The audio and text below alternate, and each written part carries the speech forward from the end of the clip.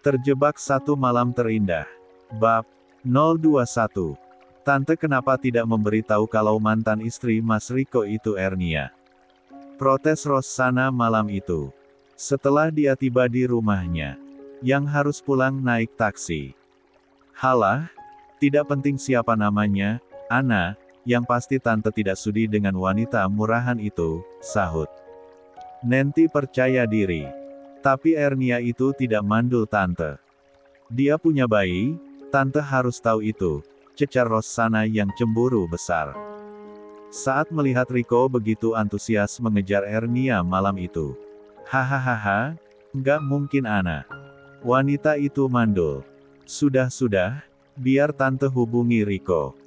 Sepertinya dia tidak pulang ke rumah tante. Dia pasti pulang ke rumahnya. Kamu jangan khawatir, tante pastikan. Riko hanya akan menikah denganmu sayang. Dokter Rossana, kekeh Nanti meyakinkan calon menantunya itu. Tante serius, ragu Rossana. Iya, sayang, besok pagi tante akan temui Riko. Dan akan membawa dia menemuimu. Kita akan bicarakan lagi pernikahannya agar dipercepat, bagaimana? Beneran, Tan? Iya, tante bisa pastikan itu. Baiklah, kamu istirahat saja. Siapkan diri untuk pernikahan kalian. Urusan Riko, biar tante yang selesaikan, ujar Nanti penuh keyakinan.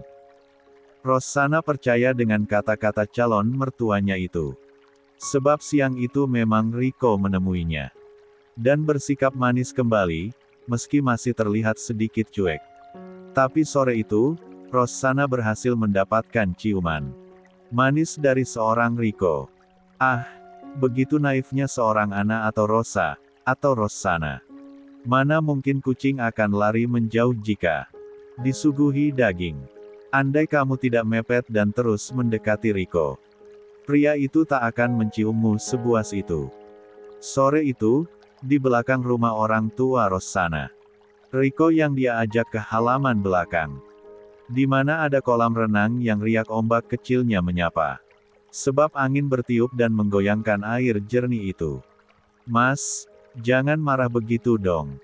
Aku kan hanya cemburu. Mas masih saja terpesona dengan wanita murahan itu, bisik Rossana yang memeluk erat punggung Riko. Maafkan aku, Ana. Riko hanya membalas seperti itu. Sebab Riko memang sudah termakan kata-kata ibunya. Tentang Ernia yang murahan sebab tidur dengan pria yang bukan suaminya. Tanpa Riko ingin tahu, apa yang membuat semua itu terjadi. Ana sayang Mas Riko, bisik wanita itu, seraya mengusap lembut dada pria itu. Pria mana yang berdesir mendapatkan hal semacam itu? Wanita itu berputar perlahan, tanpa melepaskan pelukannya dari tubuh Riko. Dan, dengan mudahnya dia mendekatkan wajahnya, dan menempelkan bibir mereka. Seolah kehausan, Riko tak menolaknya dan mengimbangi dengan penuh nafsu. Saat kancing demi kancing pakaian Rosa terlepas, dan Riko menguasai dadanya. Riko tiba-tiba mendesah lirih seraya berbisik. I want you, Ernia. Plak. Tanpa aba-aba, Rossana mendorong tubuh Riko. Dengan tatapan nyalang, seraya mengancingkan kembali pakaiannya. Sejak saat itu, Rossana kian membenci Ernia. Sementara Gladys, wanita itu tersenyum bahagia. Saat Awan mengiyakan untuk segera membawa Ernia dan bayinya ke hadapan Gladys.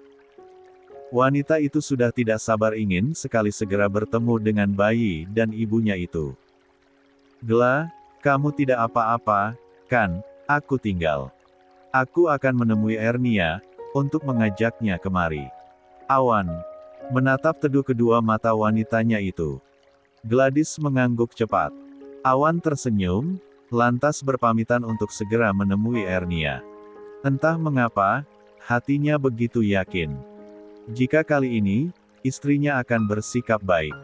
Atau bahkan memintanya segera menikahi Ernia. Dengan keyakinan penuh, Awan menuju apartemen Ernia.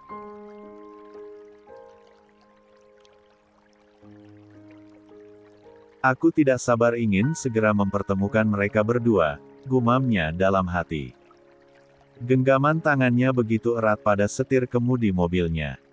Sepanjang perjalanan, Awan terus tersenyum membayangkan jika Gladys melamar Ernia untuknya. Sungguh, Tuhan mengabulkan doanya jika itu benar-benar terjadi. Bahkan, sebelum dia memintanya secara khusus. Ernia, hidupku akan terasa lengkap bersamamu, ucapnya lirih, dengan senyum yang terus mengembang. Hingga dia sampai di apartemen. Awan gegas mencari Ernia di kediamannya. Gara-gara bayi Kinan. Apartemen itu seolah jadi beralih fungsi. Sudah seperti rumah susun saja. Terutama apartemen Ernia, yang setiap hari ada saja yang datang bertamu. Hanya sekedar bermain dengan bayinya.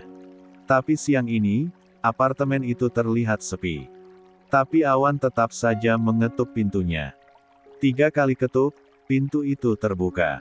Tapi sayangnya, bukan Ernia yang muncul. Melainkan Linda. Awan tersentak kaget saat melihat polisi wanita itu ada di apartemen Ernia. Cari siapa?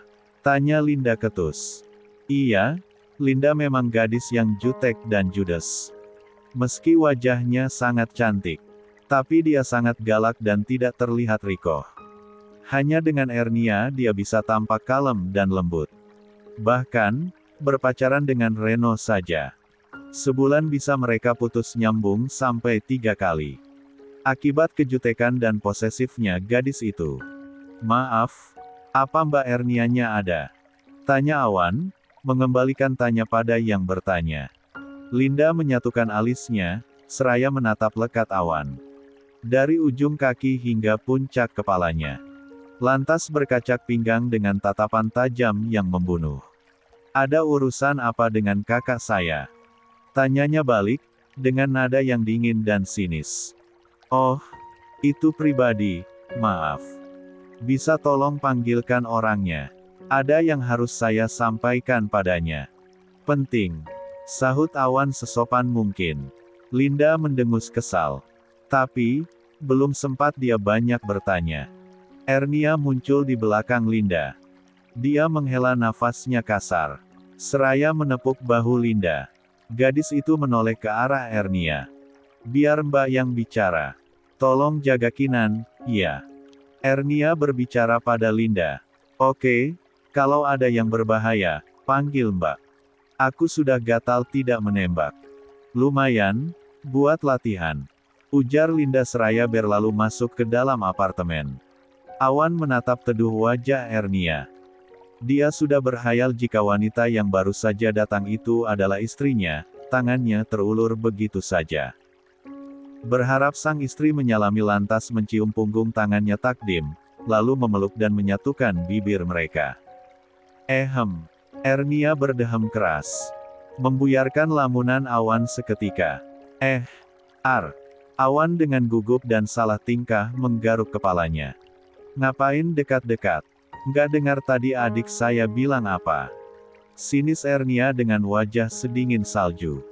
Biar dingin tapi sangat lembut. Awan cengengesan, dengan salah tingkah. Seraya mengusap tengkuknya berulang kali. Jadi, namanya Kinan ya? Ujar Awan menghilangkan kegugupannya. Bukan urusan Anda, sahut Ernia kian ketus. Maaf, tapi betul, kan, namanya Kinan. Ish, kalau iya kenapa memangnya? Jawab Ernia ketus dan semakin sinis. Wah, bahkan setelah Gladys tidur panjang. Dia masih mengingat nama bayi kamu, Dan, saat dia siuman. Yang dia minta adalah kamu dan bayimu. Namanya Kinan, iya, kata Gladys begitu. Gladys, menunggumu di rumah sakit, Kamu bisa kan, menemuinya? Glek, susah payah Ernia meneguk salivanya. Untuk apa wanita itu ingin menemuinya? Bahkan dia juga ingin menemui Kinan. Tidak, Ernia menjadi sangat ketakutan. Dia belum lupa saat Gladys berusaha untuk memiliki bayinya. Ernia masih sangat mengingatnya. Lalu nama Kinan, Entah mengapa dia dan Gladys bisa sepemikiran memberikan nama yang sama. Ernia sampai tercengang saat mendengar nama usulan Gladys kala itu. Padahal, Ernia baru saja mengesahkan dalam hatinya untuk nama bayinya kala itu. Tapi usulan Gladys tepat dengan yang telah ia tetapkan. Tidak, sahut Ernia pasti. Awan terdiam dengan wajah datar. Dia tak menyangka jika Ernia akan menolak permintaan sang istri. Awan melipat bibirnya sejenak, lantas membuang nafasnya kasar. Gla sangat ingin bertemu dengan kalian, Ar. Tolong, jangan benci dia. Aku tahu kamu wanita baik-baik. Aku bisa tahu hatimu begitu lembut. Penuh kasih dan pasti ada iba sedikit saja dengan Gla.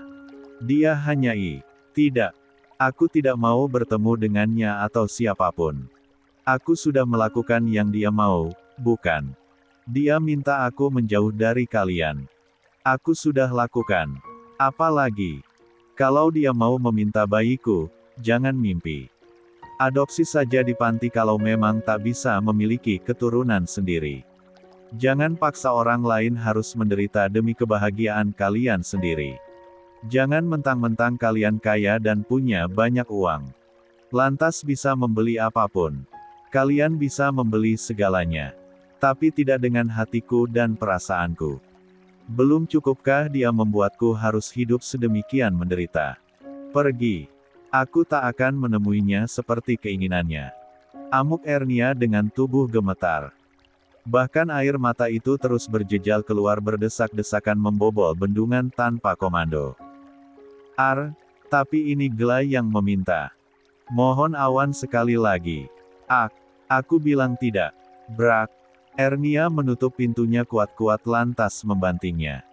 Linda berlari mendekat dan memeluknya erat. Ada apa Mbak? Pria itu mengganggu Mbak. Panik Linda saat melihat Ernia tergugu dengan tubuh luruh terduduk di lantai memeluk lutut. Ernia menggeleng pelan, seraya mengusap wajahnya kasar. Dia gegas berdiri dan berlari menuju bayinya yang sedang lelap dalam tidurnya. Mbak, ada apa? Kami harus pergi Lin. Mbak harus bawa Kinan pergi jauh dari kota ini. Kami harus menyelamatkan diri. Gumam Ernia seraya membuka lemarinya dan mengambil koper. Dengan tangan dan tubuh gemetaran, Ernia memasukkan pakaiannya ke dalam koper. Linda menarik tangan Ernia dan mendekap erat tubuh wanita yang dia anggap kakaknya itu. Ernia kian histeris menangis. Dalam pelukan Linda. Sabar Mbak. Jangan takut, ada aku dan Kak Reno. Kami akan melindungi Mbak Ernia.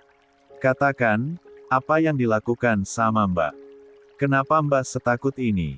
Lirih Linda seraya mengusap lembut punggung wanita itu. Ernia terus terisak. Hatinya kembali dilema. Masalah yang selama setahun ini dia simpan rapat. Tak mungkin dia ceritakan pada orang lain. Dia yakin dia kuat. Dia sanggup menyimpan dan menyelesaikannya sendiri. Ernia memejamkan matanya erat. Astagfirullah. Gumam Ernia panjang seiring helaan nafasnya yang berat.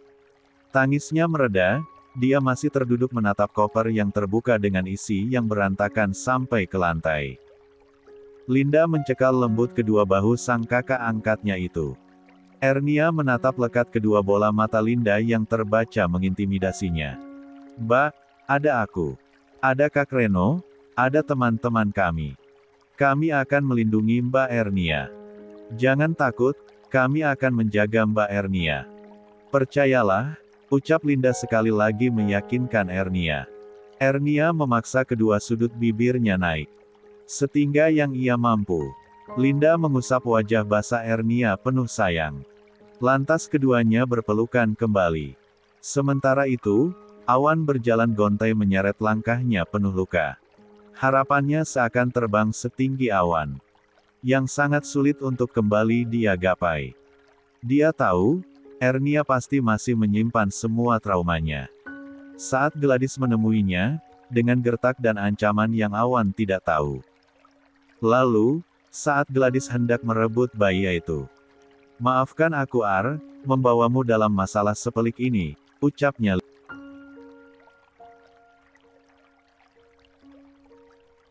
Awan kembali ke rumah sakit. Membawa kepingan luka. Mimpi dan khayalannya kandas seketika. Amarah Ernia menggambarkan betapa dalamnya luka yang ia simpan sendiri. Iya, Awan bisa membayangkan Ernia yang berjuang sendiri dengan kesendiriannya. Status single yang merupakan mantan istri seseorang. Tapi dengan perut besar. Menjaga diri sendiri dan bayinya tanpa dampingan seorang laki-laki bergelar suami. Awan bisa merasakan bagaimana sulitnya hidup Ernia. Harus terus bersembunyi, meski dia sudah berjanji akan melindungi. Tapi, Ernia selalu saja menolak, sebab ancaman Gladys, yang memang memintanya untuk menjauh darinya. Aku sungguh-sungguh minta maaf untuk semuanya, lirihnya lagi. Hingga Awan kembali ke ruangan Gladys. Pria itu lesu saat menemui sang istri. Gladys meremas lembut tangan sang suami. Dia berharap ada kata-kata yang terucap dari bibir suaminya. Tentang bayi Kinan dan Ernia. Gla, aku minta maaf. Ernia, aku. Dengan bingung dan sesak di dada Awan mencoba menjelaskan yang terjadi. Berat sekali dia untuk mengungkapkannya. Gladys menatapnya penuh harap. Dalam hati dia berkata-kata, apa mas? Mana Kinan? Mana Ernia? Aku sangat merindukan mereka. Entah mengapa aku sangat ingin bertemu mereka. Katakan mas, apa kamu sudah bertemu dengan mereka? Matanya berbinar-binar, menunggu kalimat yang akan keluar dari bibir sang suami. Tapi, Awan terus saja gugup dan terbata. Gladys meneguk salivanya berat. Ingin sekali dia berbicara dengan fasih kepada suaminya yang tak kunjung memberikan informasi yang dia tunggu.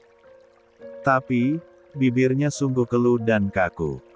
Dia hanya menunggu sambil meremas lembut jari jemari tangan Awan. Gla, aku minta maaf. Belum bisa membawa Ernia dan Kinan sekarang. Mungkin besok aku akan temui lagi, ya, ucap Awan dengan bibir gemetar. Dia khawatir, Gladys akan kecewa. Lia, wanita itu menarik kedua sudut bibirnya datar. Lantas menghela nafasnya panjang. Dia menatap lurus, kosong. Seraya menarik tangannya dari genggaman Awan. Maaf, Gla. Aku sudah memohon tadi. Tapi, Ernia belum bersedia. Aku mohon maaf untuk itu, jelas Awan sekali lagi. Gladys mengangguk lemah. Lantas kembali menatap kosong langit-langit ruangan. Pikirannya melayang jauh. Teringat akan sosok Ernia. Iya, dia menarik nafasnya dalam lantas membuangnya panjang. Wajar jika Ernia menolak. Dia pasti enggan bertemu denganku. Aku memang pantas dia jauhi. Semua karena salahku. Hatinya bermonolog. Aku janji, aku akan kembali ke sana lagi besok. Kamu sabar, ya. Awan meyakinkan istrinya yang terlihat bersedih. Gladys terdiam dalam tatapan kosongnya. Ingatannya sedang melayang ke masa di mana dia menggertak Ernia saat di kantor kala itu. Padahal, Ernia sudah berniat menjauh kala itu. Tanpa ancaman darinya. Nyatanya, dia memang datang saat itu untuk memberikan surat pengunduran dirinya. Tapi, Gladys masih tetap saja mengancam dan berkata kasar padanya. Aku harus minta maaf pada Ernia. Entah kenapa, aku seolah mengenalnya sangat dekat. Siapa sebetulnya Ernia? Batin Gladys terus saja bermonolog. Kinan, aku sangat menyukai bayi itu. Aku seperti merasa punya ikatan batin dengannya. Tapi kenapa? Apa sebab dia bayi Mas Awan? Atau kami memang punya hubungan dekat? Tapi apa? Hati Gladys terus bertanya-tanya. Seharusnya aku berbicara dengan Ernia bukan sebagai seorang Gladys yang bergelar suami Aditya Kurniawan. Tapi Gladys si penasehat perkawinan. Aku tak seharusnya menyalahkan wanita itu, bukan? Gumam hatinya tiada henti.